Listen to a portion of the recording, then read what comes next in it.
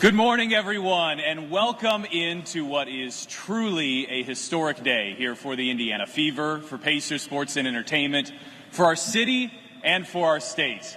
I'm Pat Boylan, Fever play-by-play announcer, and on behalf of Pacers Sports and Entertainment, I want to thank all of you here for joining us this morning. And for everybody watching and following along online, we welcome you as well. As we welcome in, for the very first time, the #1 overall draft pick in 2024, Caitlin Clark, here to Indiana. Before we begin, a few housekeeping items for a media member. Yeah, let's hear it. Caitlin Clark to Indiana. Before we begin this morning, a few housekeeping items for our media members in attendance. We'll have a microphone going around. We kindly ask that you state your name and media affiliation. We'll begin here with an opening statement from Caitlin, but she will be joined on the podium by our general manager, Lynn Dunn, and our head coach, Christy Sides. You may direct questions to any of the three of them. And for our media members watching here on Zoom, once we're done with the in-person portion, we'll move over to the Zoom questions. We kindly ask that you utilize the raise hand function for that. Once our press conference is over today, we invite anyone forward. There'll be a picture opportunity with Caitlin, with Lynn, and with Christy. And for anybody that needs access to this after the fact, it will be available on NBA Content Share. All right, let's welcome this Hawkeye to Indianapolis. It is my honor to welcome for the very first time the 2024 WNBA Draft's #1 overall pick here to Indianapolis. Please welcome Caitlin Clark.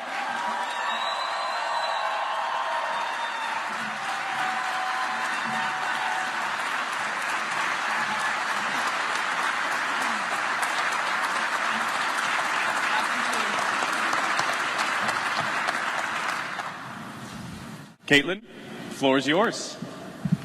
Well, I'm super excited to be here. I've never had to give an opening statement before, so this is a first for me and a large crowd. But like I said, I'm super happy to be here. Thank you, the Fever, the Pacers.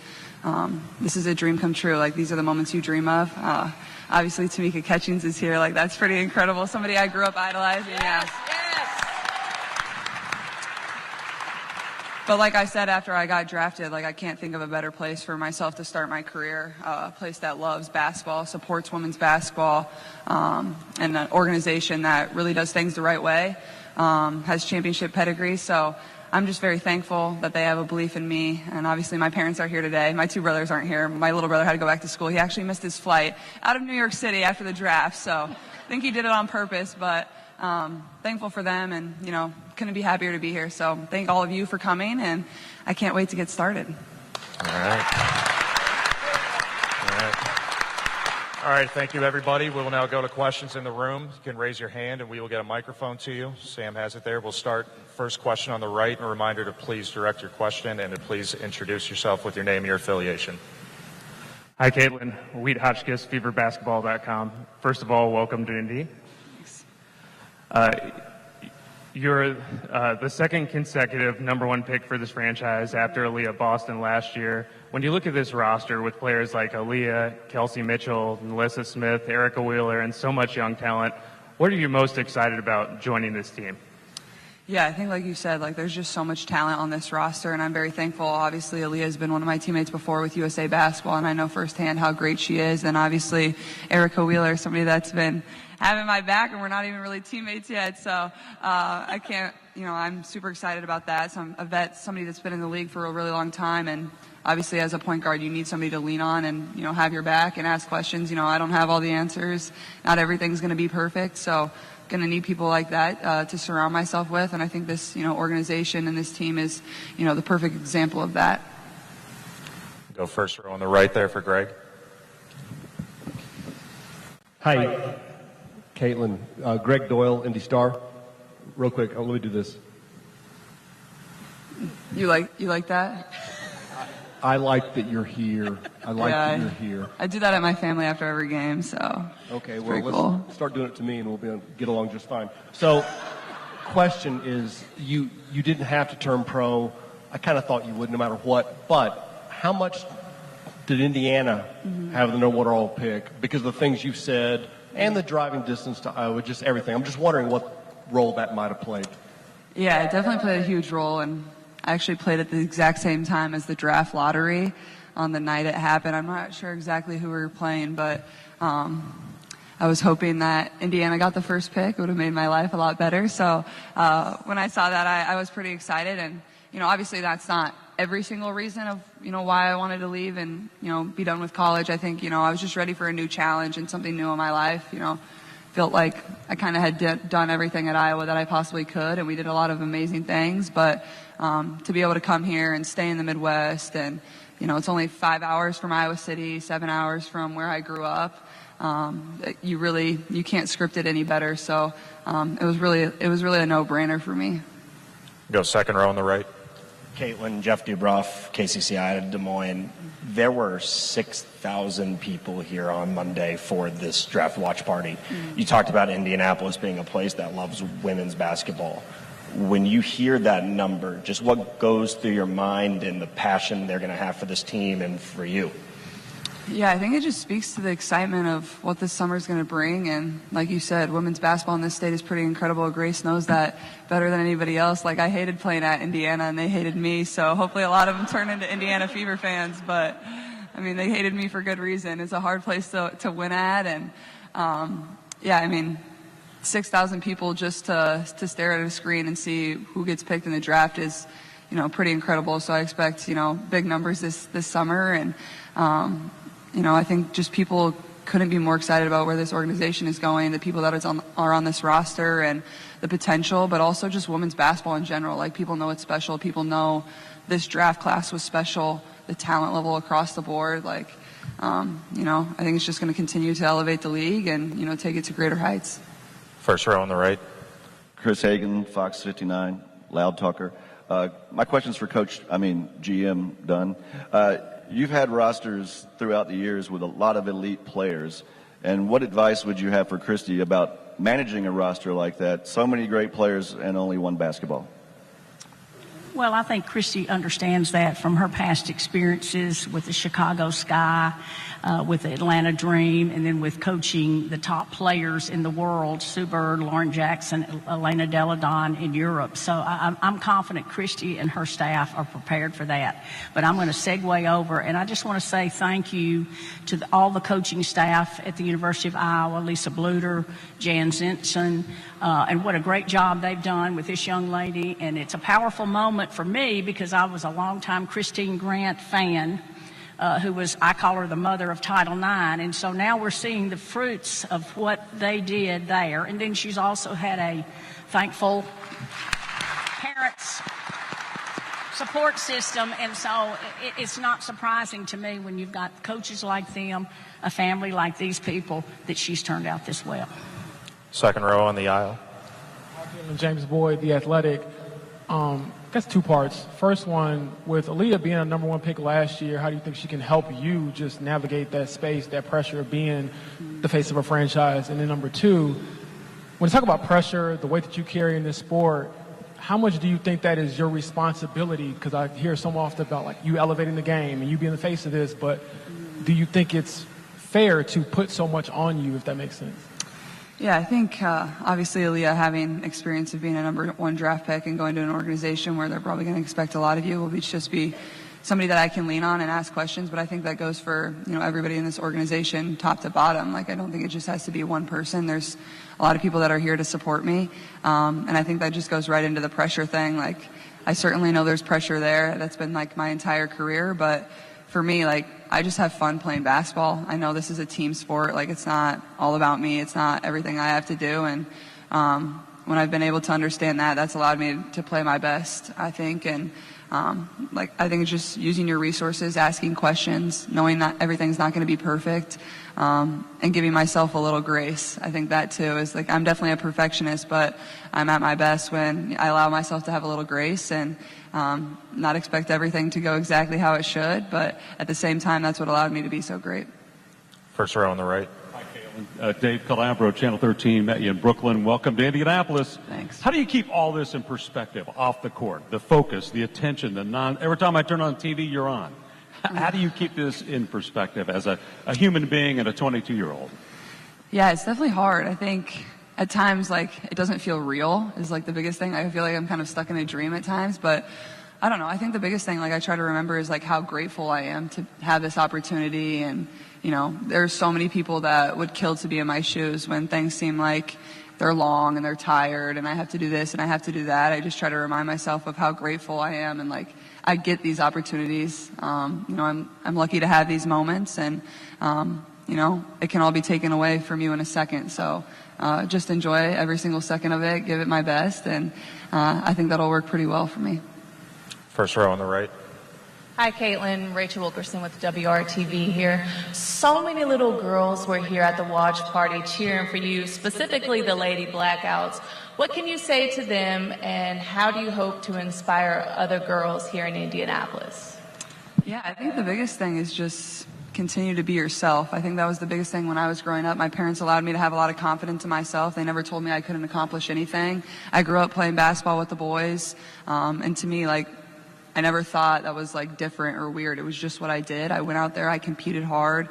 I feel like that's a lot of the reason I am who I am today is, you know, I had this constant confidence in myself, and I feel like that's a thing a lot of young girls struggle with today, is just having the confidence about them to achieve whatever they want. So I would say that's the biggest thing, but it's really the support system around them that instills that confidence in them, and that's what I'm so lucky for, whether it was, you know, AAU coaches I had growing up, whether it was high school coaches, whether it was my parents, whether it was my family. You know, they never told me I couldn't achieve something. Like, it was always like, if you want it, you can go get it. You just have to earn it, and I think that's, like, the biggest thing I would tell the younger generation. Greg, go ahead. Christy, Greg Doyle, Indy Star. Hi. You just were given the keys to that. What are you going to do with it? What am I going to do with them? Hopefully we're going to win a lot of games to start. She's going to help us out with that. You know, the process is really, really awkward. This is actually the first time I've sat in the room with our new player. And so just to have this moment, just the few minutes that we had to talk to her for a few minutes, speak to her family, it's incredible for us to have the opportunity to have someone like her join our team. We established a great culture last year and laid a great foundation, and to add someone like her and her awesome support staff, her family, to our Fever family is just, in all aspects, it just puts us in a whole different ballgame. Go third row on the right. Caitlin, Anthony Calhoun, Wish TV. Welcome to Indianapolis as well. And I spent some time with the Pacer players yesterday, and they had a lot of praise for you. So happy that you're part of this city, part of this organization. How much are you looking forward to spending some time with the rival, well, the former rival, and Tyrese Halliburton, and of course, the Pacer players as well? Yeah, honestly, I've watched the Pacers very closely. My boyfriend works for the Pacers, so I've become quite a fan. But I mean, Tyrese is incredible, and I just want to congratulate him. Obviously, being named to the USA national team today is pretty special. It's a really hard accomplishment, and obviously he played for a very terrible team in college, but it's nice to be in the same city now, and you know, I think the thing I love about him is the way he passes the ball. Like, I watch his game, and it's just incredible what he can do. So, but all of them across the board, I think Coach Carlisle has been tremendous for them, and it's been a lot of fun to watch. And you know, I hope they beat the Bucks.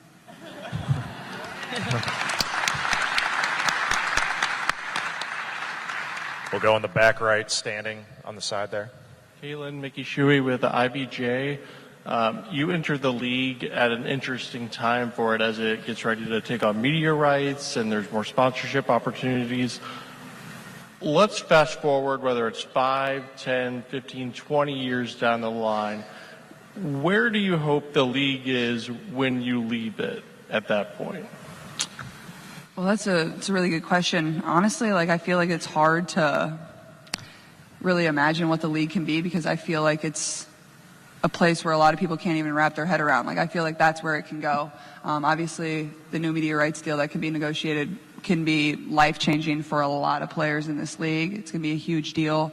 But also, like, expansion. I think expansion is really important. This is the most competitive league in the world. There's 144 spots, but really there's not 144 spots. It's less than that. And I think the biggest thing is just continue to give it an opportunity, continue to attract fans from the college game. I think that's the biggest thing we've seen in college is, when people gave it an opportunity and actually watched it, they continue to come back for more. And it's the same thing with the WNBA. When you go and buy a ticket or turn on the TV, you see how good it is. So I think continue to attract fans in, and they're going to see how amazing it is and how skilled these players are and how fun it is to support and watch.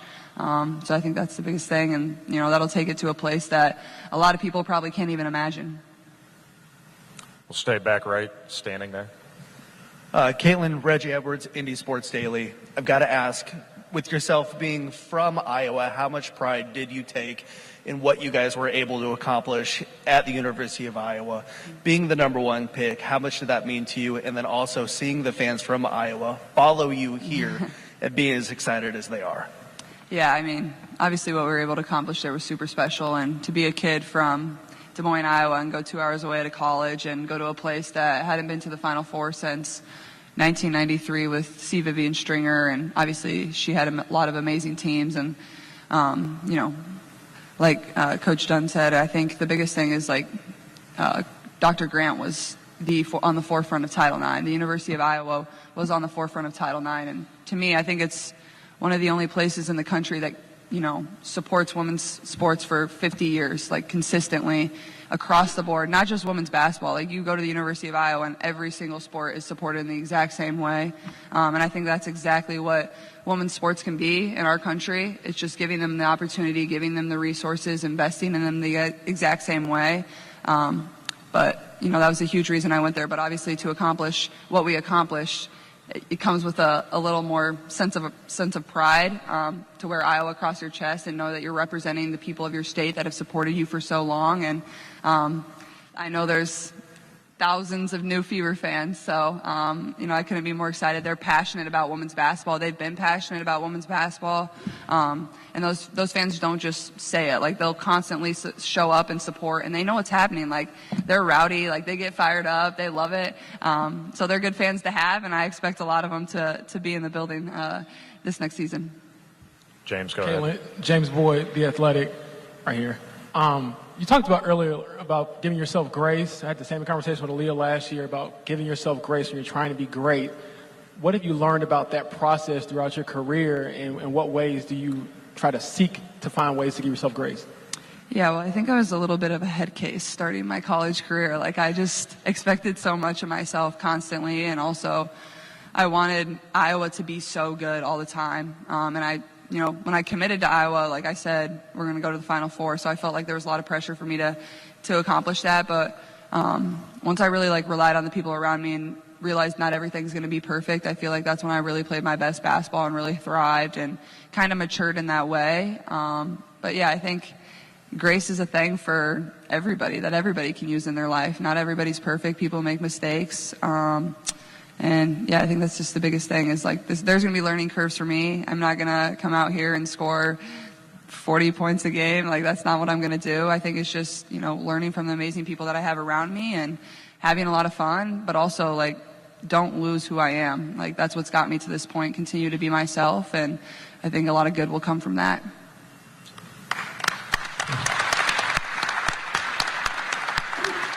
We'll go back second row in the middle. Caitlin, George Bremer with CNHI Sports Indiana. My wife played Division III college basketball, but it was a different era. She didn't have the WNBA, and she said she imagined playing against Michael Jordan, Larry Bird when she was hitting game-winning shots in her driveway. She wanted to know who you imagined playing against when you were growing up, but also just the importance of this league and the representation for young girls. Yeah, I grew up loving the Minnesota Lynx. I probably shouldn't say that anymore. And Tamika Catchings, of course. So, but no, that was obviously the closest WNBA team from where I grew up. Minneapolis was 4 hours from my house, and obviously they had a dynasty there that was obviously really easy to cheer for. But I think this league is very important. I think having young girls, young boys, see women accomplishing really great things at the highest level and showing them that, sport teaches you a lot of life lessons. Having young girls involved in sport, I think that's the best thing that has happened to me is, it's taught me so much more about life than it has basketball. It's brought me a lot of lifelong friendships. It's done some really amazing things for my family. It's taken me to places I really have never, would have imagined. So I think the more eyeballs you can get on this league, the better off this world's going to be. So, I'm just excited to join the league and be a part of that. Go back to Bob, second row on the right.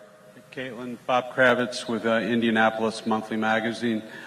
What was that Saturday Night Live experience like?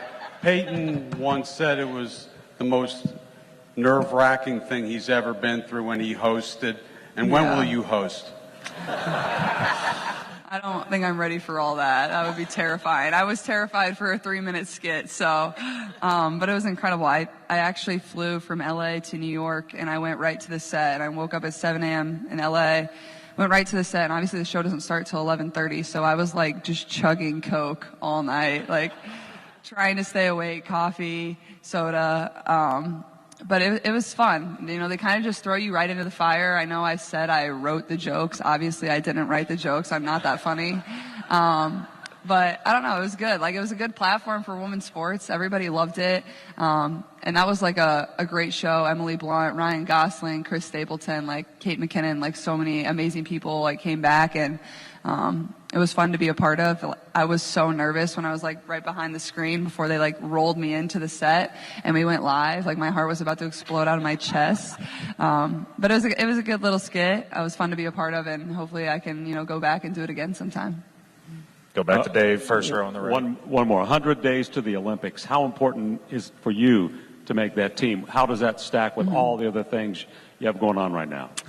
Yeah, obviously I would, love to be on the Olympic team and be in Paris in 2024, but, that's not up to me. I think just going about my business and doing exactly what I have done my entire career is the most important thing, and obviously my focus is completely here now too, and I actually still need to earn my degree too, so I need to graduate college first, or else my mom might kill me. But no, I think like that's a dream. Like, you grow up watching the Summer Olympics. To me, it's better than the Winter Olympics. I want to be on that team. I want to be an Olympic gold medalist one day, and it'd really just be a dream come true. But everybody knows how competitive women's basketball is in our country. So it'll be hard for really anybody to make that team. Chris, you got one on the right. Do you remember that 2012 finals when the Fever beat the Lynx? Did a young Caitlin Clark cry about that? Well, I was 10 years old, so it's a bit fuzzy, but yeah. I think we'll go to Zoom here now. We've got Sean Schultz. Sean, do you want to start for us? Sure. Sean Schultz, WNBA Swish. Hi, Caitlin. I was just wondering, what about the city of Indianapolis are you looking forward to the most? Is it the people, exploring shops and cafes? What? Looking forward to the most in Indianapolis. Honestly, like, this might sound very like small city of me, but like it seems like a bigger Des Moines in a way, obviously a little bit bigger than Des Moines. So that's what I'm most excited about. I'm not like a huge big city girl, so I feel like this is a perfect spot for myself, a place that loves basketball. But more than anything, like, this is in the Midwest. People might think I'm crazy for wanting to stay in the Midwest, but like, that's just who I am. That's where my roots are. I love the people here. So I think that's what I'm most excited about, of, having an opportunity to come to an organization like this and be in a place where there can be a lot of support for it, and have a lot of people around me that I really love. Then we go to Brad Lake next. Brad, go ahead. Hi, Caitlin. Brad Lake, WBB Nation and WNBA Swish. Can you please speak to what it means to have such an awesome coach in Christy and her coaching staff coaching you this year, and how do you feel that they can help you transition your game from the college to the pros? Yeah, I think, when coming out, like, that was a big bonus for me and a big plus.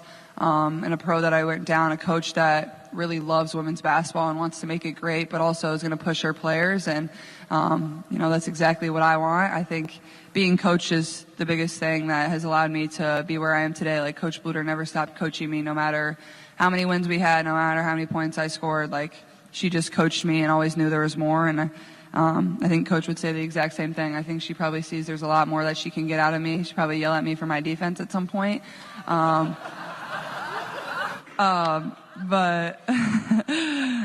I'll probably learn to love it, I'm sure. Or make up with it with my offense. I don't know. But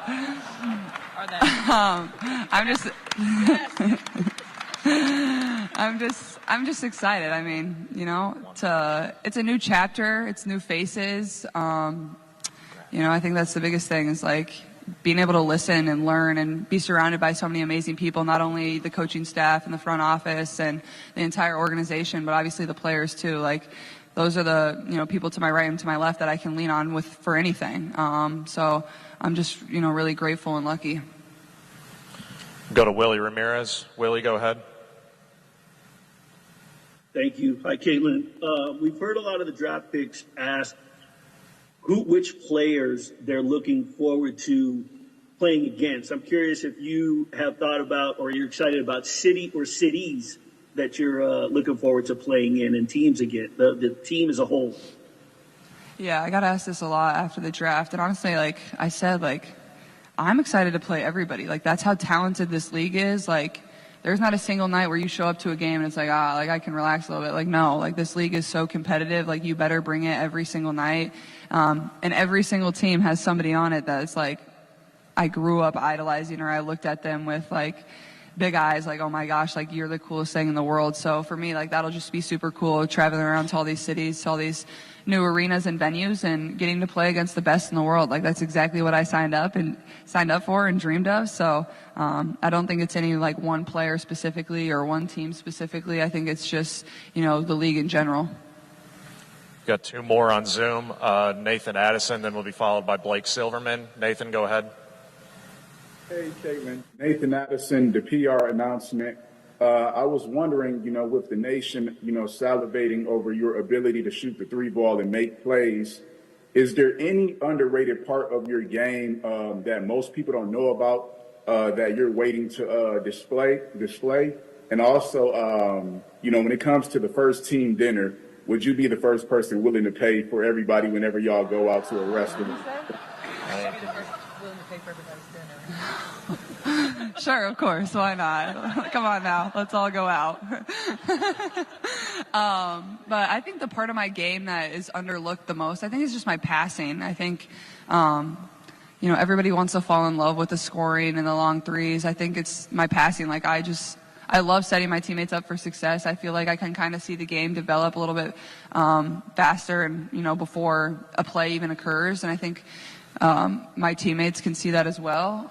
So I would probably say that part of it. And obviously, I get to play with the best of the world now. So why wouldn't I want to feed them the ball?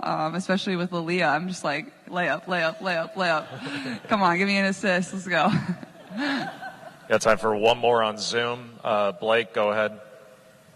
Blake Silverman, Winsider. Caitlin, congratulations. You mentioned Erica as a vet that you can lean on. What were some of your initial conversations like with her, and what was it like seeing Erica and your other teammates have the 22 Clark jerseys ready right after you were officially a member of the Fever? I mean, I think it's just her energy. Like, she has like just such an amazing personality about her, but also like she wants the best for every single person on that team. And I think that's just so obvious, the way she goes about her business, the way she talks about people, the way she carries herself. The way she was jumping up and down after I got picked and put on the jersey immediately. Like, I don't think she could be more excited. And, how lucky am I to come into an organization with somebody that's been in the league and understands it, but also wants me to do so well. Like, you can't ask for anything better. So I'm just very thankful and I'm excited. I'm just very lucky. We'll go back in the room. Wheat. Yeah, Caitlin, you mentioned when you committed to Iowa, you set a goal of trying to get to the Final Four. Have you set any goals for your rookie season? Honestly, I haven't really thought about it a ton. I think the biggest thing is, we want to get back to the playoffs. Like, I think that's the biggest thing. Win a lot of basketball games. I think for myself, like, continue to be me, have a lot of fun, give myself grace. Yeah, I think everything else is kind of takes care of itself when you just go about your business like that. But, you know, I really hope to help this organization win a lot. I feel like that's been something I've been able to do at, you know, every single level I've played at. So I think that's the biggest goal for every single person in this room. There you got time for one more in the first row on the right. Okay. So Rachel with WRTV again. I know you just talked about giving yourself grace, but how do you hope to continue your legacy here? And since this is the last one, what else can you say to our fans?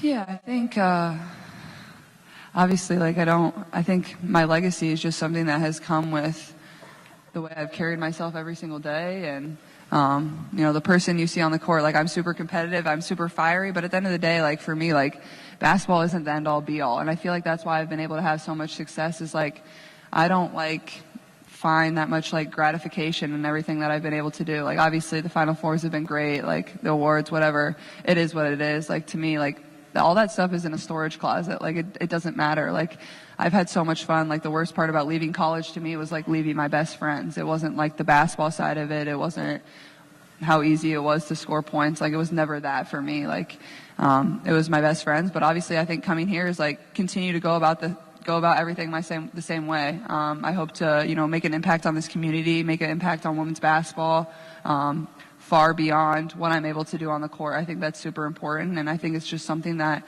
was instilled in me from a young age. Like, it can't just be basketball all the time. Like, you need to be a very well-rounded person in everything that you do, and it'll be nice not to have to do school anymore. I don't have to worry about that. I already spent a lot of time not doing school and playing a lot of basketball, so I think just, you know, making an impact on this community, having a lot of fun, enjoying it, interacting with our fans. You know, I think our fans will, you know, come to find, you know, whether they're new or whether they've been Fever fans, how amazing this organization is and how much they care and support women's basketball, and they want to take it to greater heights. So that.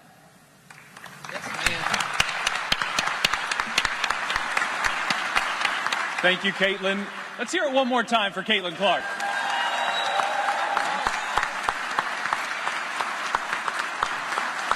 I want to thank all of you very much for coming out this morning and sharing this special morning with all of us. You know, there are a lot of diehard Fever fans in this room, but none bigger than our own mayor who is here today, Mayor Joe Hogsett. Thank you very much for coming. And we look forward to seeing you at Fever Games here in about a month. That'll wrap up our presentation today. We want to welcome all media members forward now for a photo opportunity with Caitlin, Christy, and Lynn Dunn. Thank you all for coming, and go Fever. Yes, yes.